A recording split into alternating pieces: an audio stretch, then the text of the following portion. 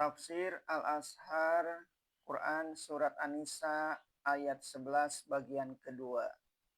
Kita melihat pada setengah tafsir, ahli-ahli tafsir mengeluarkan pendapat bahwa hikmah bagian laki-laki 2 kali dari bagian perempuan ialah karena akal perempuan kurang. Akalnya hanya separuh akal laki-laki.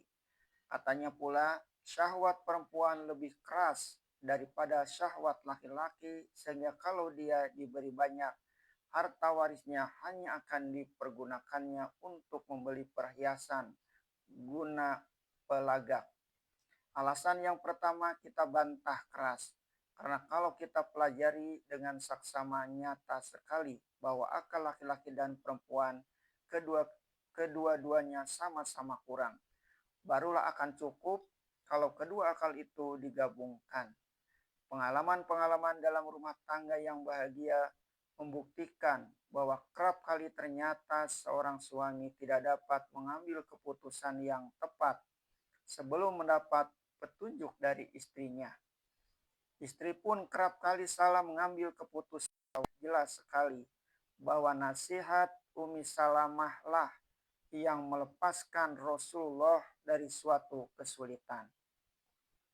Demikian juga alasan atau hikmah yang kedua tadi, yang mengatakan syahwat perempuan lebih keras dari syahwat laki-laki, sehingga kalau diberi harta banyak, dia akan memboroskan harta untuk memenuhi syahwat.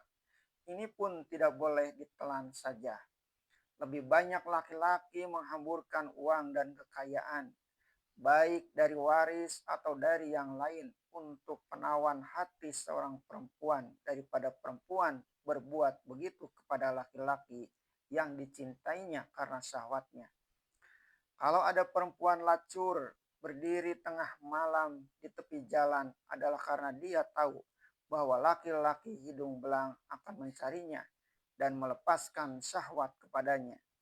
Laki-lakilah yang merayu perempuan dengan berbagai bujukan supaya mau menyerahkan kehormatan kepadanya.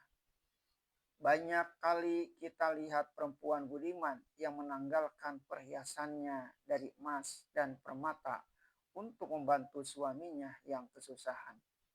Kalau ada orang berkata bahwa perempuan itu pemboros dalam hal membeli perhiasan, akan banyak pula laki-laki yang dapat menceritakan bahwa sejak diserahkannya kepada istrinya memegang uang, rumah tangga mereka telah dapat berhemat karena istrinya pandai berhemat dan menyimpan. Dapatlah diringkaskan bahwa Islam telah memberikan ketentuan hukum, yaitu bukan saja laki-laki yang mendapat waris, meskipun tanggung jawab lebih besar, perempuan pun mendapat. Laki-laki mendapat 2 kali sebanyak yang didapat perempuan, sebab perempuan itu menurut Islam tidak boleh lepas dari tanggung jawab laki-laki. Kemudian datang ketentuan seterusnya. Jika perempuan lebih dari 2, bagi mereka 2/3 dari yang ditinggalkan. Tadi telah diterangkan bahwa anak yang ditinggalkan terdiri atas laki-laki dan perempuan. Laki-laki mendapat 2 kali sebanyak yang diterima oleh yang perempuan. Misalnya, anak yang ditinggalkan itu 2 orang laki-laki dan 3 perempuan. Niscaya harta peninggalan dibagi 7 menjadi 2 kali 2 dan 3 kali 1. Demikian seterusnya.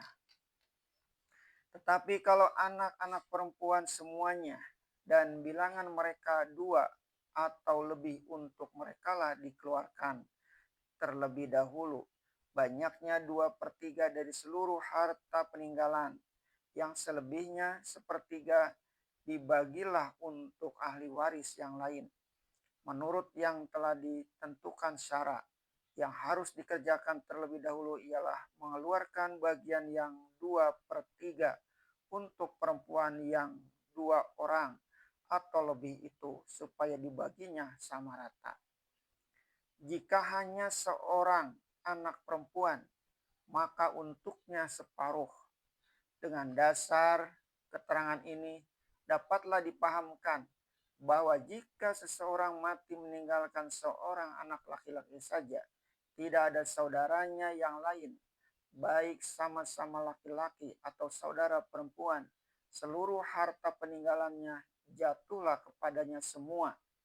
Seorang anak perempuan saja yang mendapat separuh harta, sisa yang separuhnya lagi dibagikan pula lah kepada ahli waris yang lain menurut peraturan yang telah ditentukan oleh syarat.